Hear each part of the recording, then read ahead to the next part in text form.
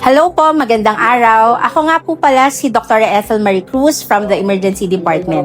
At ngayong araw, pag-uusapan natin ang sakit na usong-uso ngayon, ang flu o trangkaso.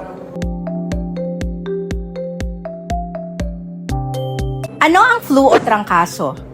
Ang flu o trangkaso ay isang nakakahawang sakit na dulot ng influenza virus. Nakakaapekto ito sa ilong, lalamunan at baga at mas malala ito kaysa sa karaniwang sipon. Ano po ang sintomas ng flu? Karaniwan po ang sintomas ng flu ay ang mataas na lagnat, ubo, sipon, pananakit ng katawan at ulo, pananakit ng lalamunan, panghihina, at minsan ay pagsusuka at pagtataer lalo na sa mga bata. Paano po ito nakukuha? Ang flu ay nagpapasa sa pamamagitan ng droplets tulad ng pag-ubo, pagbahing o pakikipag-usap sa may flu at sa pagkahawak sa kontaminadong bagay tapos sa hawakan ng ilong, bibig o mata. Delikado po ba ang flu? Delikado ito lalo na kung ikaw ay bata, matatanda, buntis at may sakit sa puso o baga. Maaari kasi itong magdulot ng komplikasyon tulad ng pulmonya kung hindi maagapan.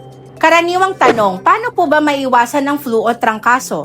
Maiwasan po ang flu o trangkaso sa pamamagitan ng taunang flu vaccine. Madalas na paghuhugas ng kamay, pagsusuot ng mask lalo na kung ikaw ay may sakit, at pag-iwas sa matataong lugar kapag may sintomas. Ano po ba ang dapat gawin pag may flu o trangkaso? Magpahinga, uminom ng madaming tubig, uminom ng gamot na nireseta ng doktor, at magpatingin agad kung lumalala ang sintomas o hindi nawawala ang lagnat. Ang flu ay maaaring iwasan at maagapan. Unang-una, magkaroon tayo ng sapat na kaalaman sa bakuna, huwag baliwalain kung may sintomas, at alagaan ang iyong sarili at pamilya sa pamamagitan ng tamang kaalaman at pag-iingat. Muli ako si Dr. Ethel Marie Cruz, na bibigay sa inyo ng kaalaman pangkalusugan para sa SLH Health Bites.